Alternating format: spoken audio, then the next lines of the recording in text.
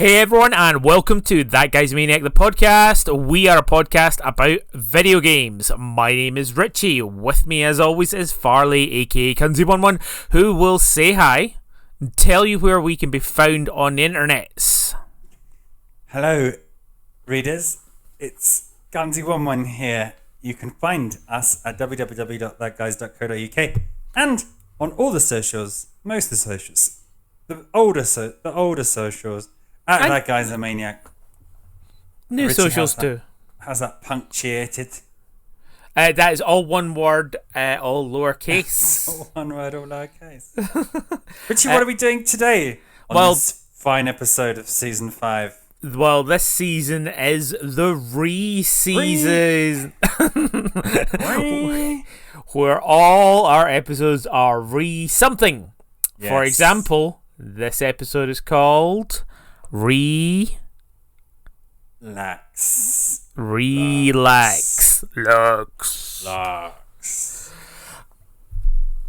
Yeah. And we're calling it Relax because it's really just a What Are You Playing episode. It is. It is, reader. That's it. We might have used the word replay, which is ideal for... That's it. We already used that. Yeah, so we just did. This is the conceit. But in Season 5 tradition, before we roll into the meat of the episode, we have our new game. Stop saying it's a new game. Animal, mineral, vegetable, and also sort of 20 questions, kind of. It's called Character Item Level. Okay, good. Right. You have a character item level for me, so I'm going to ask my first question, Farley. Yes. Is it a character, an item, or a level? Yes! It is a level. Thank you. It's a level.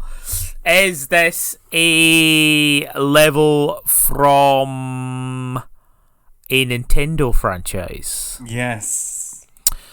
Is it a race course? No. Oh. Is it from a Pokemon game? No. Okay. Richie, can I just stop you there? Yeah, sure. If I said yes, it was a level from a Pokemon game, give me a level from a Pokemon game. I don't know. Celadon Gin? Okay. That was a level. Fine. No, I mean, I think... given the structure of our character level item, I would say that you could have an area as a level. Yeah, it'd be really hard. Okay, it would be really hard. Yeah. Like if I'd have got it to the level of Pokemon, I'd be like, my next guess would have been Route 3, just because you were singing Route 3 the other day there. Is it Gen 1? Is it Gen 2? Is it Gen 3? Yeah. Yeah. But no, okay. Not Pokemon. Okay, good. Right. Is it from a Mario game? Yes. Okay. Is it from a NES Mario game? No. Okay. SNES Mario game? No. Oh damn. N64 Mario game? Yes. Okay. Is it the... Okay. Is it one of the worlds that you go to through a picture? Yes. Okay.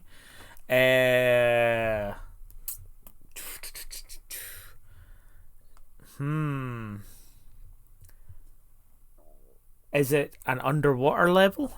No. Okay. Is it the first level you go to? No. Oh. Is it through a picture? Okay. I'm trying to define them. So it's not underwater. It's not the first level, right? Okay. What other levels do you get? Is it the final level, the rainbow one? Yes. Okay, good. I can't remember the name of it. Rainbow Ride. Right, Rainbow Ride. Good. Well, there we go. Okay. I mean, obviously, I didn't know the name, but got it in an 11. Cool. Nice. It's Right. hard to sort of like narrow down like all of the other ones. Yeah. Well, I think we agreed that the 16th level of Ghosts and Goblins isn't in the spirit of the game. No, it's not in the spirit of the game. The spirit of the game is to have something that the other person knows as well. Yes, exactly. Yeah. And so I thought, that's a nice level, and it has excellent music. Yeah. Although it's not a nice level. I have PTSD about getting all of the 100 coins in there. Have you watched speedruns on that level as well? Because they are mad. Like, everybody is absolutely nuts with Mario games as to like the speed levels, and just like I like speedrunning because it's just I can't believe some of the stuff that they do. You just skip half of Rainbow Ride by doing a mental backwards triple leap into nothing. Yeah, and you land on a moving platform and then just go straight to like But like when I played Rainbow Ride, I think I was probably playing that level for about 30 minutes, collecting every coin that I could, the red coins again, and then like the last thing that I'd left was the horrible blue coins, where you have to get the wall jumps and like I think there's like 101 coins on that level. They don't give you any leeway. It's just brutal. I also picked that one because it's a bit tricksy, because obviously Mario 64 was released on the 3DS. Okay. So if you'd said, is it a 3DS game, it was there as well. Yeah. And then also it's a Smash Brothers level, but I wonder what that's called. Is it called Rainbow Ride? Is it a Smash Brothers? Well, I suppose it makes sense. Yeah, it is. Smash Brothers. It's called Rainbow Cruise on Smash Bros. Oh yeah. It does have the big ship in it as well. Yeah, you got the ship, and then it crashes, and then you go up and round, and then it goes back to the beginning. Yeah, like the moment you mention Mario 64, it just makes you want to go and play Mario 64. Yeah, I've got a save file on the go on Nintendo Switch Online N64. Yeah, I think there's just a point where I realised that a lot of the time, a lot of the stars in Mario 64, I was just brute forcing them. I wasn't doing them the way you were meant to do them. There are certain things I still don't understand how to get the stars. Like the conga eel. You do something to make him come out. I don't know what it is. Yeah, you can just squeeze behind him, can't you? Well, no, I don't even squeeze behind him. Like, something makes him come out the hole and start swimming around. I don't know what it is. I just sort of hover around, and then something happens and it comes out. I've never looked into a guide. I don't know what actually activates him coming out to swim. But yeah, like, it's just annoying. And there's plenty of other things as well. And oh god, the other thing that I hate about Mario 64 is, again, back to the camera. There are the horrible Bowser levels, man. Like, where you are swinging that camera around, and there's ones where you need to swing that camera around mid-jump and stuff like that, which is, I don't know, it's, for my feeble old man brain, doesn't work.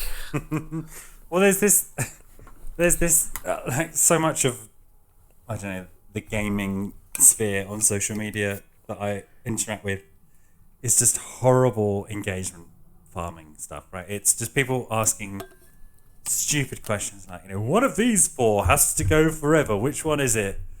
Legend of Zelda, GT. It's just endless shit like that. But at the moment, and I think it's because there's a certain younger generation coming up, just bad Mario takes, all the just constant stream of them. Mario Odyssey is the first truly 3D Mario game. Mario Galaxy is the last decent game, and like Mario 64 comes up time and time again. I understand it because a lot of these kids weren't even fucking born when it came out, right? Yeah, and it was They really weren't good. They weren't even fucking born when it came out on the DS, right? So they're playing it retrospectively. It's like, yeah, of course. If you're gonna, if you're going back to this old ass game and you're trying to play it on a fucking GameCube controller on the Switch, yes, it's completely different. Completely different from when it first came out. But your opinion on it now isn't, it's not some kind of great gotcha. It's because you're comparing it to Elden Ring or whatever other fucking game people play. I mean, there's been a lot of evolution of gaming in the meantime as well, and so I mean, it's understandable, and like, also like a lot of their takes are probably true, as well. I just don't. I don't want to validate them, but we spent a lot of time getting used to those crappy controls and accepting them for what they were. Whereas, I don't think they were crappy. Like, going back and playing GoldenEye, for example, with a N64 controller on Switch,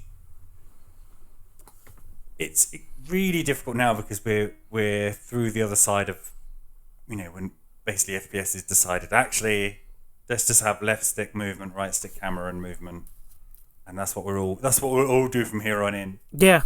But I remember at the time, just the stupid shit we could do in GoldenEye with extreme kind of precision and from miles away, that I'm sitting there, first of all, fucking Mr. Shaky Hands, right? Yeah. He's zooming in with a rifle and it's beebly all over the place. Okay. I don't know if this is, part emulation or just I ain't got those position controls anymore. You got the shakes. You got the shakes, yeah. Just, because you're having to hold about 8 buttons and a stupid analog stick that comes out 4 meters from the controller in 1 degrees precision. It just ain't happening no more. You move past these things. Yeah, no, I think what I was meaning by the evolution is I do think that we have reached a point where perhaps there has been a homogeny of video game controllers, but I also think that they've kind of crept into the social consciousness as well. So it's kind of like going back and looking at what Nintendo were doing, which was innovative at the time. I feel like it was maybe it's an evolutionary line that just died with the N64. Do you know what I mean? And I think going back and having to relearn and use perhaps an N64 controller is tough. But on top of that, trying to translate those controls to a new controller, it doesn't work too well. Worked really well for Zelda. I think I told you like a million times. I played it emulated on the 360 controller. Really good. Really, really, really good. It just felt right, When the Tomb Raider remakes came out, there was the option for tank controls, and then there was a modern controls option. Yeah. And when it first came out, everyone was like, what the fuck are these modern controls? And then after a couple of weeks, there was more of an even split between, no, it's tank controls, and people saying, no, actually, once you unlearn, and this is for people who are of a certain generation, right? Because, again, everybody's been playing Tomb Raider and Tomb Raider 2, recently, unless you're on PC, I guess. But it took a couple of weeks to bed in, and people to go, no, actually, maybe there is something here, because it had so much of that unprogramming to do.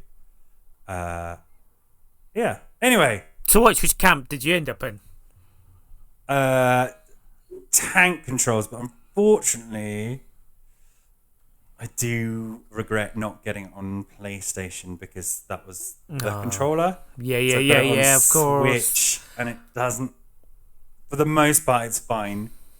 But like when you stand in front of a surface and jump and grab, there's like an extra button press, which in the heat of the moment, or when you're flying down a ramp, is not easy to do. So kind of on, but it's getting to the point where I mean, it was I probably have to relearn it now. But I played it long enough in a short stretch of time where you could dynamically run around the corner over some wobbly floor, jump in the air, shoot a monkey in the face, do a roll. It was coming back. It was coming back. Yeah. But yeah, I didn't even bother with modern controls because I'm an old man and my brain is dying and hardening and it's cement and I can barely remember the old ways, let alone some new fangled contraption. Yeah. I think no, I'm with you. And it's also like the thing with the Switch is like playing some of those old like Game Boy games on the big screen and stuff like that. Because the Switch Joy-Cons are nice and flat, like Game Boy, it sort of it doesn't feel too jarring. But exactly what you were talking about. When you have the two claw hands for controlling a PlayStation game, it's been so long. I've probably spent more of my life playing Xbox and using Xbox controllers than I have with PlayStations. However, I still feel that the two joysticks in the middle is the superior way to do it. I'm annoyed at myself. And it was only because it was a cheapskate. It's like the PlayStation 2 came out, great, fantastic. PlayStation 3 came out, it's more expensive than the 360. I'm going to get the 360. I want to play Gears of War and Dead Rising. Which is literally like the only games that came out in launch. Meh. Anyway, so was that a nice, relaxing conversation? I don't think it was. No, I don't think so. We've ruined the title of this episode. We did, by having an old man grumble. So, shouldn't be relax. It should be retire. Oh God. I'm not going to start thinking retire. Yeah, good. Okay. Shall we get onto the meat of the episode, as you called it? Because we're 27 minutes in. Yeah, might as well. 17. We'd like. Okay, fine. It's not bad. It's not terrible. Only 13 minutes till we have to... Oh my God, just what are you playing, dude? You're playing... So, just to date this episode, I played Diablo 4. Does that date the episode? I'm pretty sure every season you're playing a Diablo game. No, because this is Loot Reborn. This is Season 4. Loot Reborn. Is that actually what it's called? Loot Reborn? It's Loot something or other. Loot Relax? Loot Retire? It is something, which is just hilarious. Oh my God, we're struggling for names in this episode. We already had two better suggestions than the one we came up with. Yeah. Loot Reimagined. Reforged. Loot Reforged.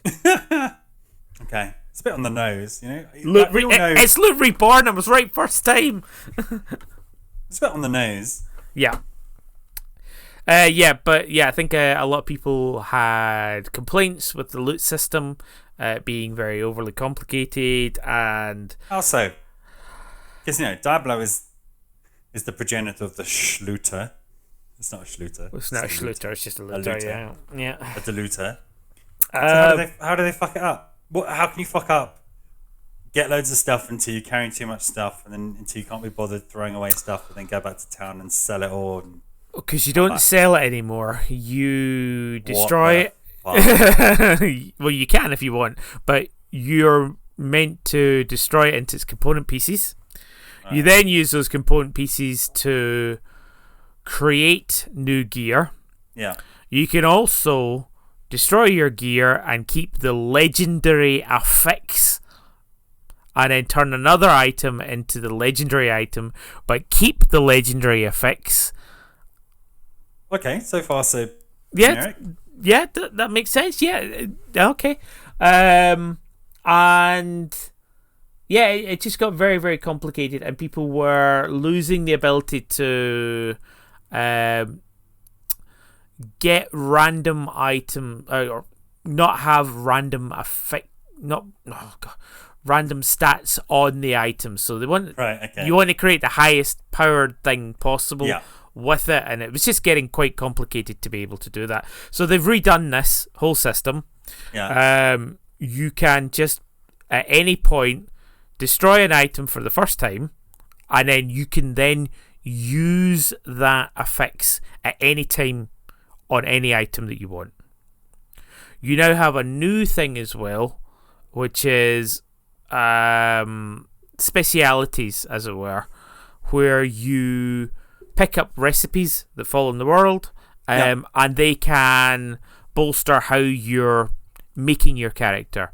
So, like, if you were making a druid which was concentrating on summoning, then you could get these effects and like put the better stats for improving summoning. There's a little bit of a random factor in there, but it just gives people more control of what they want to do.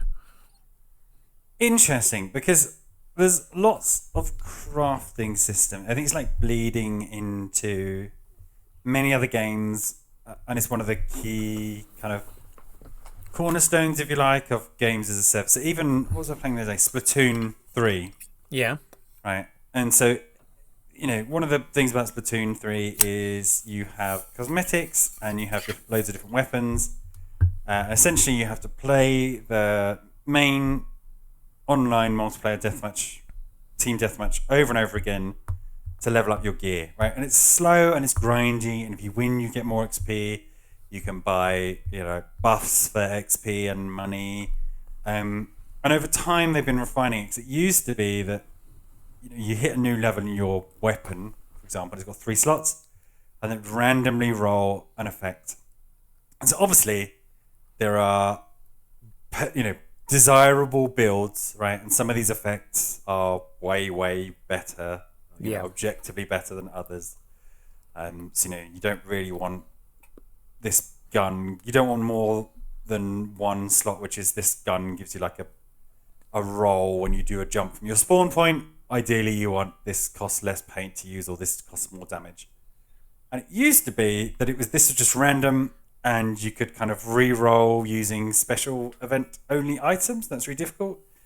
In Splatoon 3, I think maybe 2, it's made a bit better because there are ways of grinding, and you really do have to grind. It's not easy at all. Ways of grinding and breaking down equipment, and occasionally earning from like random drops. There's like a lotto machine. Chunks, and then just by spending insane numbers of these chunks, you can just get that effect on your weapon. Yeah. But it's hundreds of hours to do that. Or, on a gun, a hat, a t-shirt, and some shoes, and God forbid if you want more than one set of gear, or you're dabbling in 2 or 3 different weapon types, thousands of hours to get to that. Well, I think with Diablo, it's odd because in Diablo 3 they had the loot problem, and they had like different tiers and different levels of things that could be broken down to, and then they ended up sort of like just bringing it all together, and they went through and like, all right, Diablo 3, we've worked out this is the best way to do it, and it was understandable, and it needed that overhaul. Then they just went and made it complicated in Diablo 4. Is there PvP in Diablo 4? Yeah. Okay. And then like the whole thing ended up just being revamped again, and it won't be the last time it gets revamped either.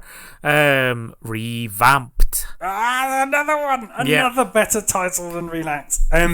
Yeah. One of the things that I find curious is, what was the first big time this happened? I guess it was initially Horse Armor, right?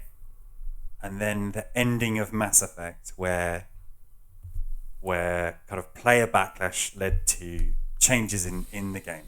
Right? Those are the 2 big ones. Yeah, listen, yeah. And now, releasing an update which basically is addressing player complaints, right? But also just po-faced calling it Loot Reimagined. Reborn. Sorry, Reborn. Reimagined was the best title, I think. No, it wouldn't. Yeah, Reborn. Interesting that I think we've just got to this place where that's no longer as controversial as it was. A lot of people at the time are saying, should developers, go in and make changes to games based on fan backlash, or should they stick true to their vision? I think that's more the case for Mass Effect's story than it is horse armor, which is just outrageous. But now it's just horse armor never changed. I guess as a bit of no, sorry. I think horse armor. I'm remembering because it was controversial. Yeah, not that it ended up with a change in the game. But now we're living, and I think part of that's fine. So many games, Fortnite, Pokemon Unite, there's all the MOBAs, all the MMOs, just constant tweaking, Pokemon, constant tweaking, which on the one hand, I think is fine, particularly if your game's live and you have balancing. But on the other hand, it's making it really difficult to pin down, well, what is the and maybe this is important. What's the true version of this game? Well, do you know what I mean? I just want to take us back a little step, and forgive me for bringing up World of Warcraft. Yeah, I was going to mention it, but yeah. So there was quite a few changes in the classic style, and there was outcry, or at least it was called outcry. Yeah. Inverted commas outcry, yeah. That's the thing. It's a vocal minority on Reddit who are speaking directly to developers, or developers are involved in those forums and things like that, and they're hearing people raging, like, oh my god, I can't believe you took seal twisting out of the game, or we need to have this back in the game. And like, seal twisting wasn't a thing, it was just because there was lag, and the developers put it in. Like, all right, okay, yeah, we'll put in a version of this. Doesn't work in modern day, blah blah blah. But and there's been lots of that. Like, I don't know if it necessarily makes the game better or worse. It changes the I don't know, the core philosophy of playing the classic version of the game. Mm-hmm. I mean, it never was going to be. You're playing on a modern machine. You're going to be getting like the patch. Yeah. You're not going to be going through every single patch and things like that. But it's when people just start complaining about like something being too difficult, or it needs to be this difficult, or we want to have X, like. Who's speaking here, and it bear in mind that of the people that are playing, how much of a percentage engage in Reddit, and how and then again, how many can even be bothered to engage in Reddit? Like, it ends up just being this infinitesimally small number of voices, and it's the same names that come up over and over again. Oh, blah blah blah has said this. Oh, blah blah blah is now the writer for the X class on Wowhead. It's just this tiny little incestuous bubble of people who are trying to make the game their way and stream and all that sort of stuff. And at the end of the day, you feel like a pleb that's just, right, okay, I'll play the dungeon this way now then. I do like around some of these games where there ends up being some kind of unofficial council, so like the shadow council who set the tier lists or whatever. And so on, day one of a new patch, they'll be the first people to, we're experimenting with this, and this class or this character it's unplayable now. No one's going to play this. Yeah. Zero playability. This character's broken. This character's so broken. It's ruining the game. It's completely broken. Yeah. Yeah, and probably have their own website and probably have some creepy, like they're the gods or the council or some awful kind of thing like that. Yeah, it's so true. And I mean, because I was like listening to the podcasts before like Classic came around, a lot of those voices are still similar voices, like the same people talking away, and it's you recognize their gamer tags when you look at, like, because obviously you do need to look at Wowhead and decide what gear you're going to wear, and you're just like, Quick aside for those who don't know, what is Wowhead? Wowhead is in a sentence. A database.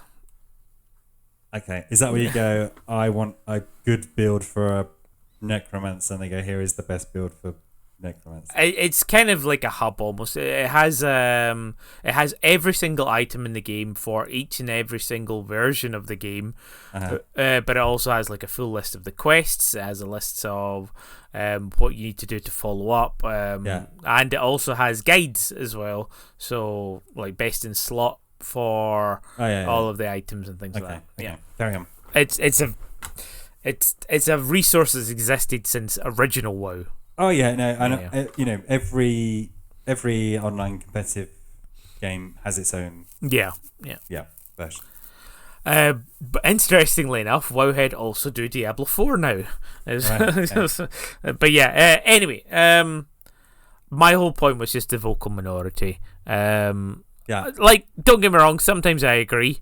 Like, mainly if it's a beneficial thing to a character or a class that I was playing or something like that. Like, absolutely cool. Just bullshit that happens, and it's fun. I think there is some gatekeeping. This is some horrible gatekeeping. Like, and I understand, if you are playing a game competitively, and I mean, actually competitively, not my friend plays it competitively because blah blah blah. Like, actually going to events or whatever, where that shit matters. But so many of the streamers which I watch, gaming streamers which I kind of watch or have on in the background, it just gets so they'll whatever join like a casual MOBA game, and then spot that somebody's playing with them who doesn't have the current meta absolute optimal set. Yeah. And then we'll basically just throw the game whinging about it. It's like, come on, or harassing people who don't have, why on earth are you running this item with this set? It's like, come on. That was a thing, like that, and that became the norm as well. And there was even like in World of Warcraft, the Wrath of the Lich King, there's a thing called gear score. Yeah. So basically, you were gatekept. Whatever. That's the one. Yeah. To get into raids, gate barred. Yeah, gate barred.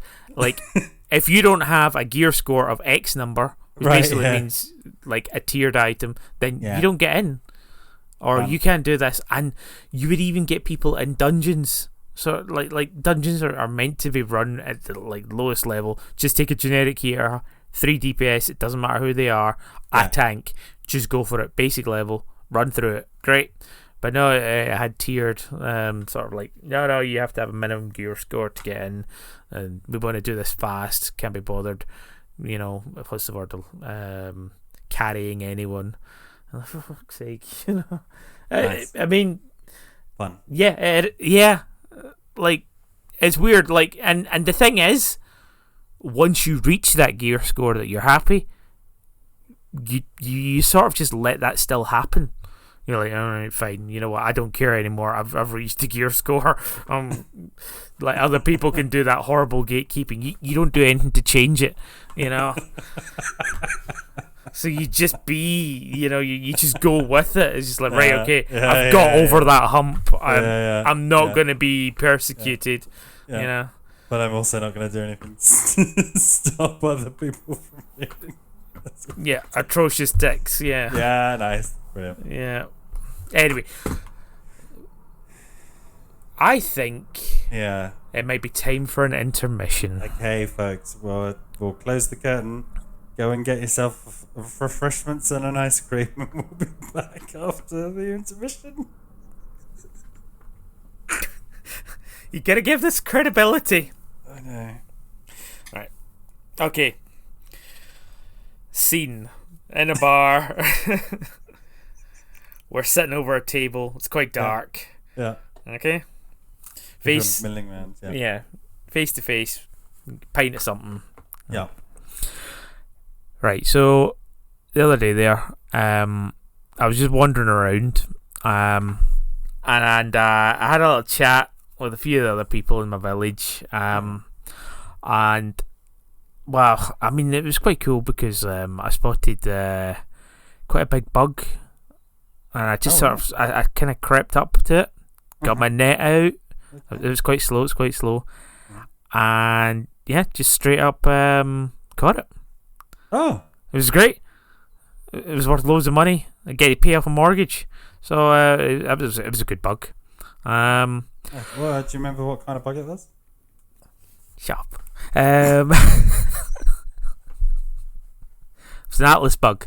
Okay. Yeah, and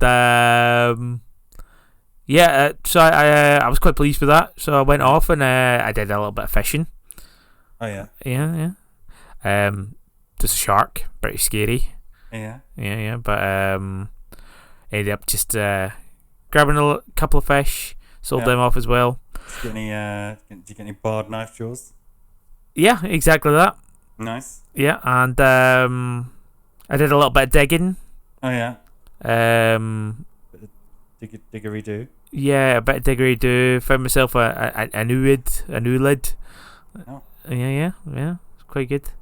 But you know that was a hard day's work, man. That was a hard day of graft. Yeah.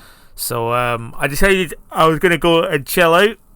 So I headed up to the club. Oh yeah. And there's some music playing. I didn't see who was playing, but just music playing. Yeah. Yeah, got myself some good beats. Yeah, some good beats. And I had a coffee from Brewster. It was nice, good coffee, very hot. Yeah. Strong coffee. Yeah. But then like the music was playing. It was good. Uh-huh. So I decided I had to go and find out who was doing this. Yeah. You don't believe it. I ended up talking to a fucking dog.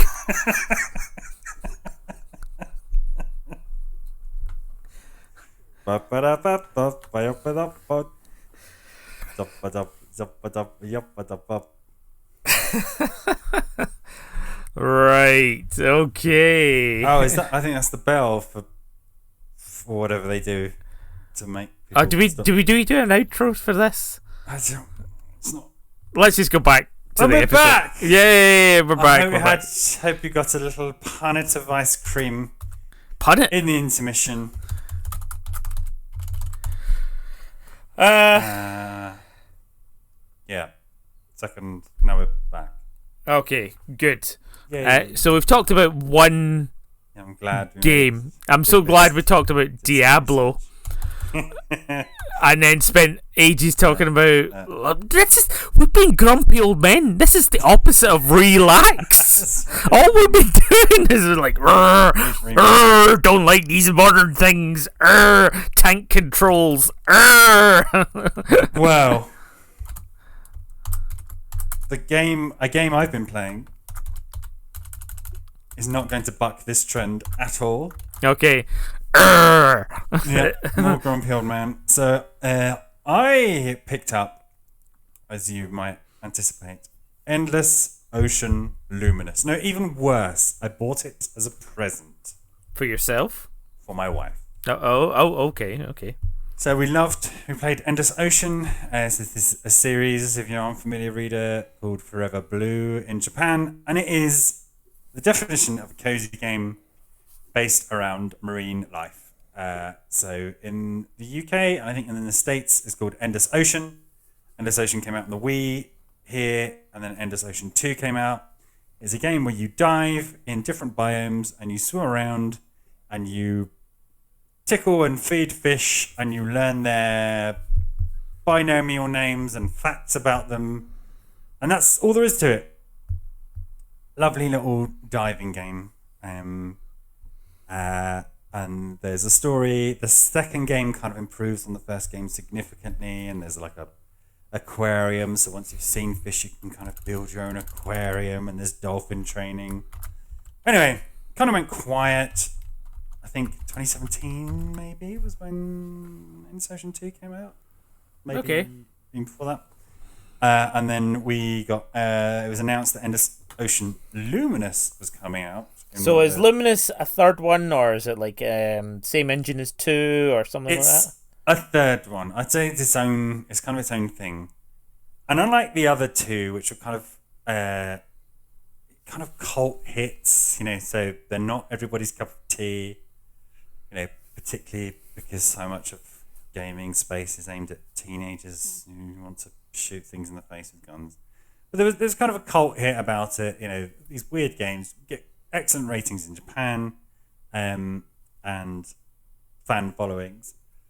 And so with this one, they kind of went all out. So, there's been downloadable profile icons based on Ocean, which, normally is only reserved for your Marios, Zeldas, and Links. Yeah. Whatever, Pokemon of the World.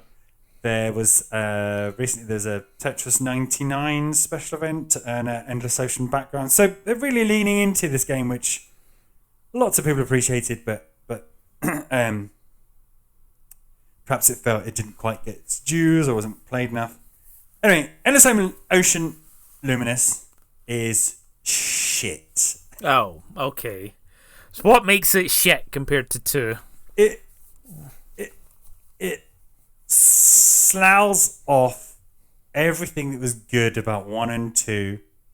So 1 had this kind of beautiful soundtrack by I think she's like an operatic singer, Hayley Westenra. Like she's swimming around these kind of, sunlight dappled through shallow water ruins, and Hayley Westenra's singing these beautiful kind of ballads at you. This one, there's no kind of having to hunt and find fish. Not hunt, but like hunt out, find fish in their little niches or special pieces of environment. The fish are kind of there. It's geared towards online play. So they make a big deal about the fact that each of them are 30 players. You can have up to 30 players. And then unlike the other ones which had fixed biomes and spaces that you'd move through as the story progressed. So you'd go to the Amazon or the polar or coral reef, whatever. This one is you get a seed which procedurally kind of generates based around a biome, and then you explore that. The story is kind of in a separate menu, but it's so badly implemented. So you kind of play the open world procedural seed generated biome, and you have to discover a bunch of fish. But unlike in the other one where you'd swim up to a fish and click on it, and then you could you get like a Mickey Mouse gloved hand to wave at it or give it a bowl of fish food. In this one, you kind of scan them like you've got some kind of 3D scanner. So you hold a button and then just kind of move around to capture as many different fish as possible, and then it kind of captures their light. This is the whole mechanic, this luminous. Oh, luminous. Yeah, okay, I get it. It feels like if anyone out there played Elodie's on the Wii, an excellent game, it feels a bit like that. So you're not really interacting with the fish, you're just kind of trying to scan as many of them in one go as possible. And then the number of fish that you scan, you have to scan like 2,000 fish and unlock a story mission. And so far, the story missions, some of them have just been cutscenes. Some of them have been like, go and photograph this one fish. And so it takes longer to load up the level than it does to go and do it. Yeah. In the previous one, it was quite, although there was a bit of messing around with biology, by and large, they were all real species. It was only when you got to the end of the game they'd have some kind of cryptic species. Here, you can just, swim down the water and you're in some seagrass and, you scan a bunch of fish, and if you're not really paying attention, you don't realize that some of them are like extinct placoderms. Ammonites are just swimming around. Then they have these kind of different variants. There's like a scarred up mega shark. There's like a green nurse shark swimming around. It's all just a bit arcadey, in the way that I think of things. And then a lot of progression, because you can kind of earn badges and money to buy cosmetics, but there's absolutely no point in these different cosmetics. A lot of progression's kind of behind 100% completion of each area, which means exploring 100% of this gridded map, right, which is just swimming up and down, and then you're like 2 meters either side of you will reveal. And in some cases, scanning every individual fish, which is just kind of impossible because, there's like swarms of them swimming around. So we threw ourselves at it until we kind of did one of the grids, but none of the reasons why we like the first two. It's not especially relaxing. Doesn't really feel like you're kind of interacting with the animals. There's no aquarium mode. There's no like dolphin training mode. You don't really feel like you're interacting with them. It's just a scan them up. And there's no real advantage to playing online, I guess, because other people find things and say, oh, look, there's this whole system where you can kind of ping things and attach like a little emoji to them. And then every now and then when you scan enough things, it's like a lottery will roll. Mm-hmm. And the lottery is these emojis. And if you have, like, the more of these emojis you have on the map, the more money you get, which... Oh, my head is already hurting from this. It's as if they took, like, okay, Ender Station works... For the people who love Ender Station, it works as, like, a marine biological themed relaxing thing. What if we took, like, some of the marine biology away... And made it really tense, yeah. All of the story... And gambly, yeah. Introduce gambling mechanics, cosmetics, some kind of random seed generating thing, which sometimes puts, like, weird animals in weird places. Yeah. So sometimes there's like a giant squid in the shallow water, and sometimes there's freshwater fish, an arapaima swimming around in there. It just doesn't make any sense. And then just rip the soul out of it and lock it behind this really slow, grindy, pointless story mode, which you just loathe to play. And the kind of a number of fish you have to scan to unlock the next amount of story gets insane. Like, it's like, go and spend 3,000 fish to unlock a cutscene where somebody goes and swims at a coral. So yeah, bad. Yeah, grumble. And so a lot of the early reviews were coming out and people were giving it bad reviews, and I wasn't too sure if it was just because a bit of genre blindness. It's like, this isn't people's bad. Hopefully it doesn't mean there's a technical issue with it, and there isn't really a technical issue with it. It's just not fun. Yeah, no, I hear you. Not fun to play. Yeah, especially when you were probably just wanting. Yeah, just more of the same. Yeah, more of the same, but nice additions, not gambly additions or more complicated. Yeah, no, I hear you. Yeah. Or feeling like you're missing out because you're not playing online all the time. But then when you do play online, just shortcutting what you can do. Really. Yeah. Feel that. Yeah. There you go. There is a nice photo mode, I guess, but fine. Yeah, fine. Yeah, whatever. What game doesn't have a nice photo mode? Exactly. So yeah, the concern, obviously, is that if this doesn't fly off the shelves, and Ender Station never really flew off the shelves, then we just won't ever see it again. Yeah, I mean, like, if you're gonna trash it, then do you ever want to see it again? I know, but there's no. There is a whole genre, and it just seems tainted. So maybe this is why we don't see more of them.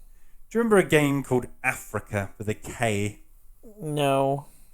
It was a PlayStation 3, I think Japan and maybe North America exclusive. where it's a bit like Endless Ocean, where you put it on land. So you essentially go on safaris and Okay, you have yeah. to photograph digital animals, right? Sounds great. Pokemon Snap in high definition with real animals. Perfect. Yeah. Yeah. We never got it here. Endless Ocean was kind of like that for marine animals, or marine biology more generally. But yeah, it's a disappointing. And this is a £40-odd game. It's not, Yeah, it's not yeah. Yeah, A not cheapie. any cheaper just because you're not shooting zombies in the face or whatever. Yeah. Sad. Yep. No, I hear you. How many luminous fish emoji seeds would you give it out of 11? 2. 2. In order to make it bearable, what we've been doing is we've turned down the in-game music and then we put on the Endless Ocean 1 soundtrack on the Okay. speaker. Yeah. That's how desperate we were to want to like it and to continue playing it. That's awful. Awful. Yeah, it does significantly improve it. Bumps it up to 4, I think. Do that. Anyway, that's my grumble game. What have you been playing? That's not the format. What are you playing? What are you playing? What have you been playing? Oh, I don't have a clue. Right, so I don't know. Maybe I can find a way to grumble about this game. I've been playing Ghostwire Tokyo. Okay, now. Now. Okay, so now. many things with Ghost and Tokyo in the title that you have to explain to me what it is, because there's like that anime. There's the other one anime. And there's the several- Chiba. And yeah. Yeah. So what is Tokyo Ghostwire? I think I've been hearing good things about it. Ghost Tokyo Wire. Ghostwire Tokyo. Ghostwire Tokyo. It's a Bethesda game. Oh. It's an FPS. Ooh.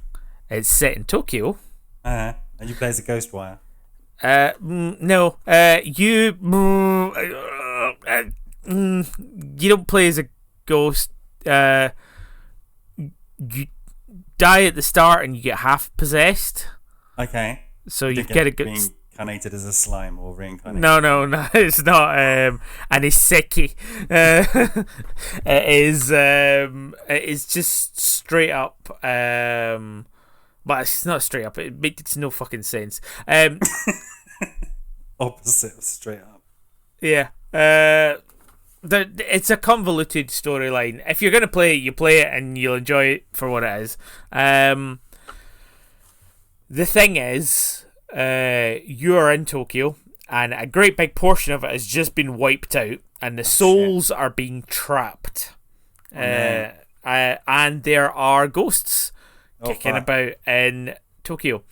You get a magic camera. No. Have your head half inhabited by somebody who knows what's going on. But you, as the main character, are trying to go and save your sister. Tokyo's been wiped out, so you're like going to the hospital trying to save your sister. As you do so, you go into hospital. Things get a bit creepy. Mm-hmm. So there's like nurse ghosts and little kid ghosts. But your head has been half inhabited by this guy who kind of knows what's going on, so you're able to use elemental attacks. So you can use wind, and you can use fire, and you can use ice and other things to make and attack the ghosts.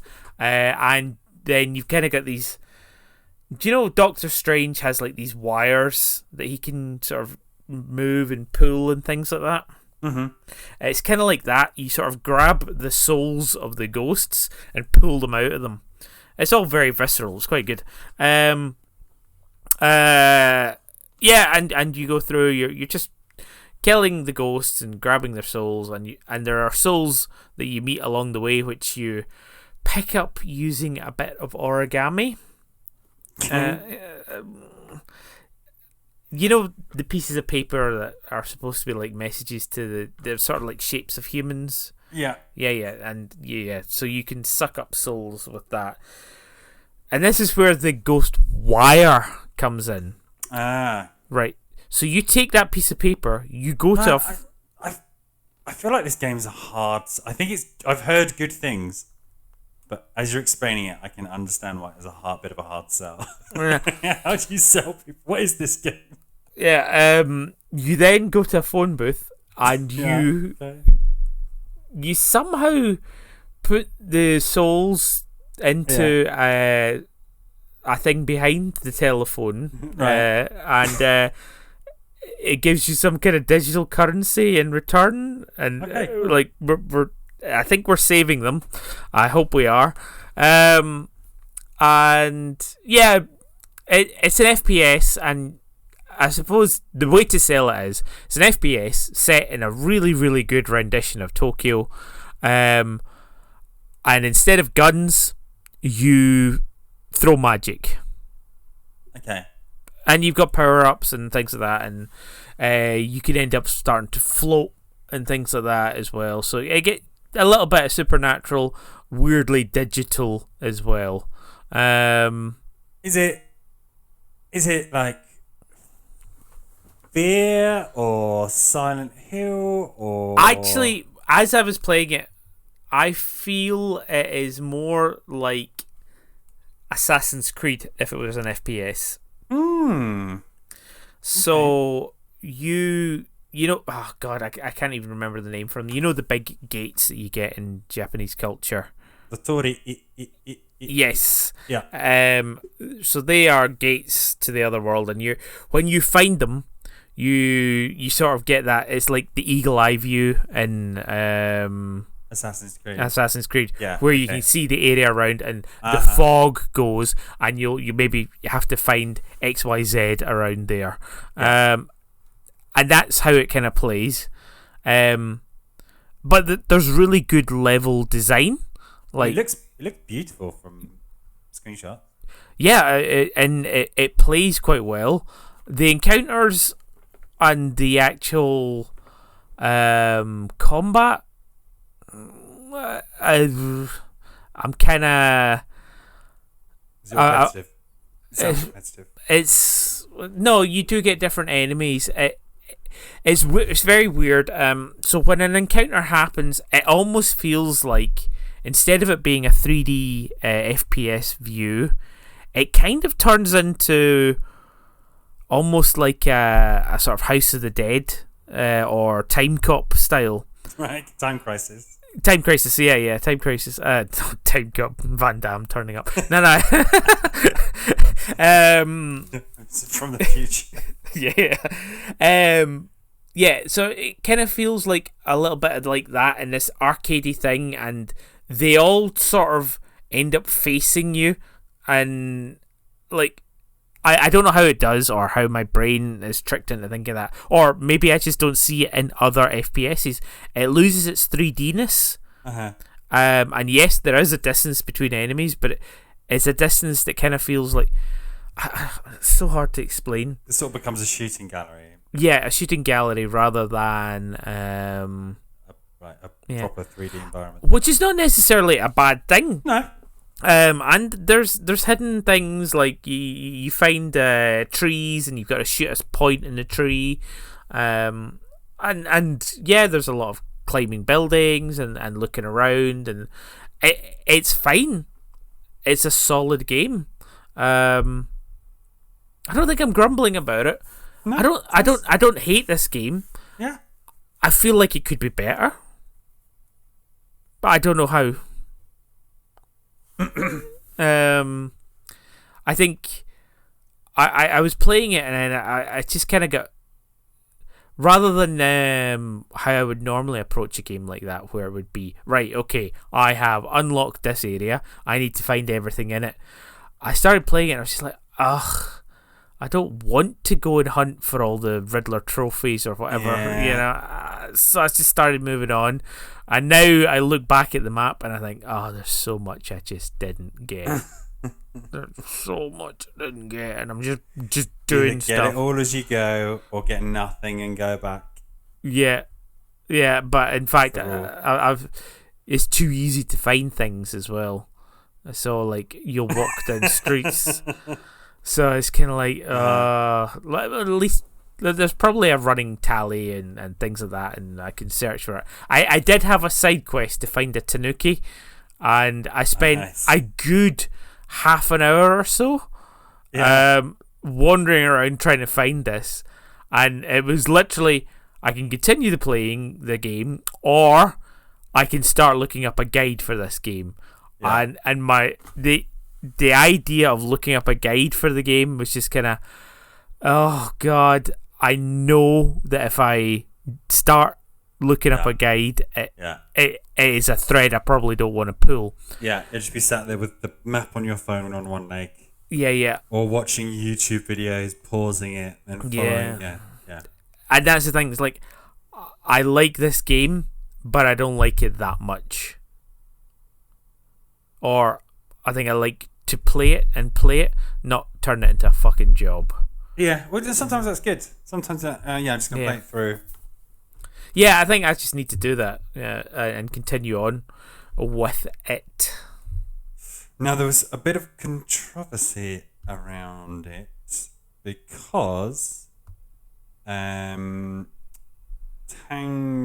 Gameworks, who made it, were one of the two studios closed by Microsoft recently. Well, I mean, Bethesda, isn't it? Yeah. Yeah, so they'd acquired a bunch of studios, all of which produced, award-winning, critically acclaimed games, and then Tango Gameworks, I forget the other one, annoyingly, were both closed down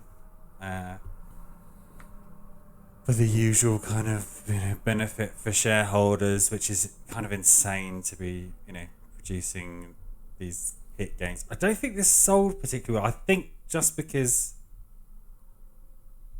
it probably sold absolutely fine. It sold absolutely fine. It's also free on Epic, or was free on Epic. Yeah, but I think it's just a hard sell. The title's so generic. Yep. Like I said, there's a million things called Tokyo, a million things called Ghost. Yep. The premise isn't too easy to understand even from screenshots. Yeah, it's not. But I mean, it's an FPS. You use magic. You're in Tokyo. Yeah, which is weird, right? Because that's a Bethesda, it's Skyrim. Yeah. Skyrim, Tokyo, ghosts and magic. Yeah. Oh, and all of the voiceovers are not English. It's all Japanese. Okay. Yeah. How come you picked up? I wanted to. Oh, it's a very good question. I think I was quite excited by the idea of it. The rendition of Tokyo, I do love a bit of the anime shenanigans, and I haven't been excited by an FPS for a long time. True that. Yeah. And also, I feel like Bethesda games I'm usually safe with. Yeah. On a broad level. Yeah. Yeah. Well, shame, because a game doing something a little bit different.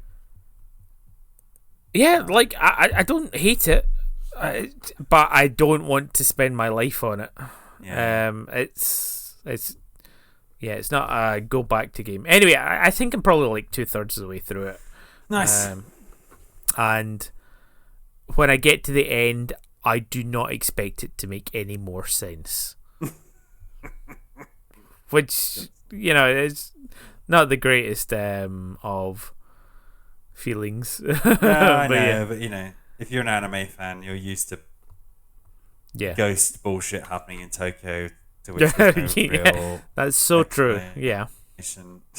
Okay, alright. We're fighting ghost kaiju now because people are morally bankrupt or something. Yeah, and you know what? This umbrella thing is my sidekick, and it's also the god of wardrobes being Yeah. whatever. Yeah. From back in the old days. Yeah. Yeah. Cool.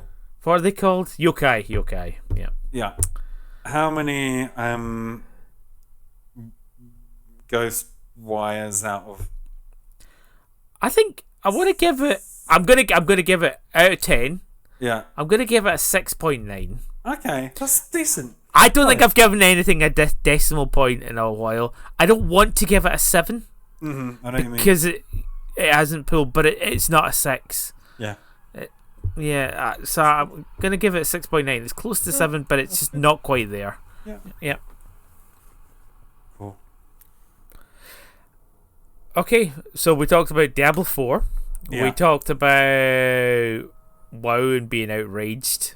We talked about Endless Ocean and being outraged. Yeah. And we talked about Ghostwire Tokyo and how it is middling. Yes. Great. I think we should leave it there. That guy's a maniac. Why did he bite me?